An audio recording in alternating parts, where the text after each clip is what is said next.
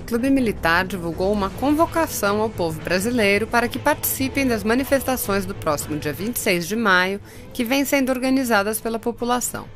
O texto da convocação diz: o Clube Militar, tradicionalmente preocupado com os assuntos atinentes ao desenvolvimento da nação brasileira, vem convocar seu quadro social e convidados a participarem das manifestações a serem levadas a efeito em todo o território nacional, apoiando o governo federal na implementação das reformas necessárias à governabilidade.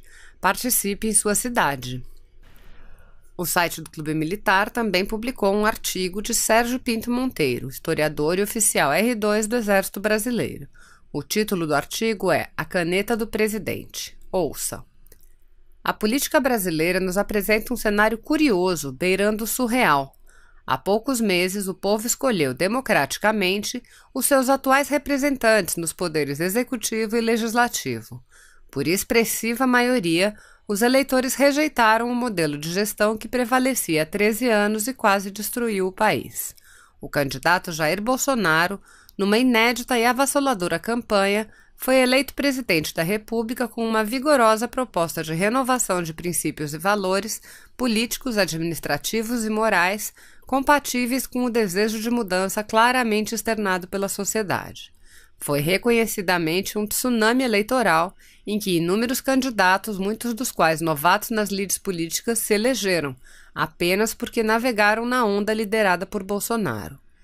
Ninguém duvidava das enormes dificuldades que o novo presidente enfrentaria para neutralizar os quadrilheiros derrotados eleitoralmente, que por mais de uma década aparelharam o Estado e suas instituições em verdadeira caçada aos cofres públicos, na busca de vantagens ilícitas, ora em fase de dramáticas apurações e penalizações pela Operação Lava Jato e congêneres. Desde a proclamação do resultado das urnas, Bolsonaro vem sendo diuturnamente atacado por opositores inconformados com a derrota e movidos principalmente pelo desespero da perda do governo. São os nossos conhecidos falsos democratas, que não admitem sequer o princípio salutar da alternância de poder. Durante 13 anos enganaram durante o dia o nosso povo bom e simples para roubá-lo na calada da noite.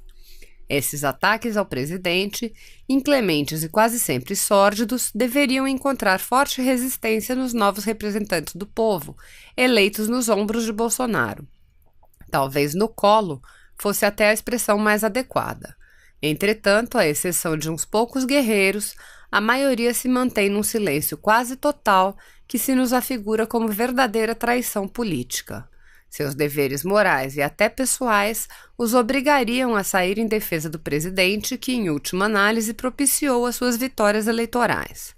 Ao reverso, muitos deles, além da ingratidão política, ainda se posicionam contrariamente às propostas governamentais. Nesse contexto estão governadores, senadores, deputados federais e estaduais. Deveriam formar uma sólida linha de defesa do presidente e da sua equipe. Muitos deles, infelizmente, parece que optaram pela velha política, olvidando que os eleitores estão atentos às suas traições. O presidente Bolsonaro, um cidadão idealista, simples e honrado, vê-se obrigado a se expor em contraditas e confrontos diários, já que seus aliados se acovardam e se omitem diante dos impropérios de uma oposição sinistra e destrutiva. Também nos surpreendem as tímidas reações de alguns ministros e membros dos primeiros escalões governamentais diante do cerrado fogo inimigo. Afinal, são membros de uma equipe cujo líder está sob ataque constante. Era de se esperar que fossem bem mais aguerridos na defesa do presidente. A oposição não renega seu passado. Ofensas, baixarias, falsidades e outras posturas indecorosas compõem o seu vasto arsenal. Reitero que o nefasto trabalho da oposição está grandemente facilitado, eis que poucos são os nossos dispostos a enfrentá-los à altura. Por outro lado, são evidentes as manobras para inviabilizar as ações governamentais. Desde a postura de agentes duplos, como dos presidentes da Câmara e do Senado, até a duvidosa imparcialidade e juridicidade dos julgamentos das Cortes Superiores de Justiça, em especial do Supremo Tribunal Federal. O recente desabafo do presidente Bolsonaro revela a angústia do chefe do executivo por todo esse cenário que o está impedindo de promover as medidas clamadas pelo povo brasileiro. Há um vasto repertório de possíveis ações da oposição para inviabilizar a nova gestão. Vão do impeachment presidencial até a implantação de um curioso e hilário parlamentarismo presidencialista tupiniquim, passando absurdamente pela possibilidade de uma renúncia do presidente. Ao final deste artigo, faço um apelo ao presidente Bolsonaro. Use com inteligência o seu perfil de nobre guerreiro. Afinal, o senhor tem a legitimidade e a legalidade que o povo lhe outorgou. Não caia nas armadilhas de uma oposição impatriótica, irresponsável e inconsequente. Mantenha a postura presidencial e exija de seus comandados e aliados o enfrentamento direto com os adversários do Brasil. O presidente da República não pode tudo, é verdade, mas pode muito. O ataque ainda é a melhor defesa. Mostre à sociedade os crimes cometidos pelos que lhe caluniam. Abra urgentemente todas as caixas pretas, inclusive e especialmente da mídia. E, sobretudo, use a caneta, presidente. Brasil acima de tudo, Deus acima de todos. O site do Clube Militar também reproduziu um artigo do escritor Hélder Caldeira intitulado A Conta Chegou e Todos Precisam Aprender a Viver com Menos Dinheiro. Ouça. O editorial deste domingo da Folha de São Paulo revela o óbvio: acabou o dinheiro. No entanto, ataca suas consequências e não rende uma única palavra às suas causas. Ok, vamos falar do futuro então. Após 30 anos de gastança desenfreada e muitos roubos e mordomias aos amigos da corte candanga, nossos intelectuais exigem que o governo Bolsonaro, em especial o ministro Paulo Guedes, resolva a desgraceira imediatamente como num passe de mágica.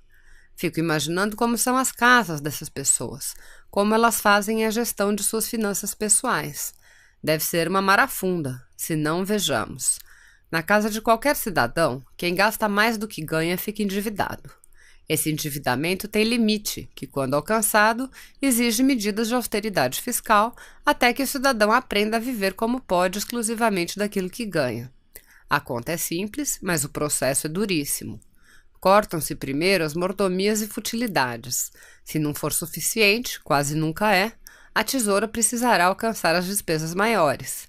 Vender o carro e passar a andar de ônibus, trocar o plano de telefonia de pós-pago para pré-pago, reduzir a velocidade de internet, limar a pizza e a cerveja do final de semana, churrasco nem pensar e por aí vai. Se nada disso ainda for suficiente para equilibrar as contas, será necessário o corte mais dramático, nas despesas básicas de custeio. Reduzir tempo de banho, lavar e passar roupa uma vez por semana, trocar carnes por linguiça e ovos, substituir o arroz e feijão pelo macarrão, porque enche a barriga e é infinitamente mais barato, chegando à tesourada no plano de saúde e noutras necessidades imediatas. E isso para ficar nos exemplos mais comezinhos. É economia doméstica, pura e simples, e na maioria das vezes, muito dolorosa.